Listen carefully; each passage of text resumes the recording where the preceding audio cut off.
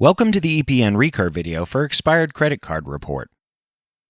This video will help you understand the Expired Credit Card Report.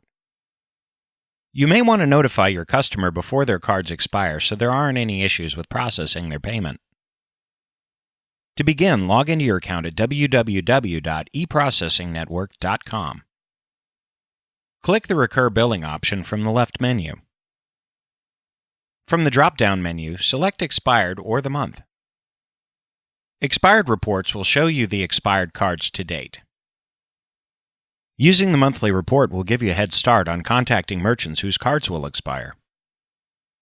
Click the arrow button. Click Edit to update the card data. If the card needs to be completely updated, click Change Credit Card.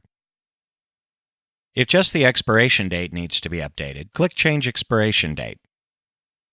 Make the necessary changes. Click Submit to save the changes. This change will take effect during the next processing cycle. Thank you for watching.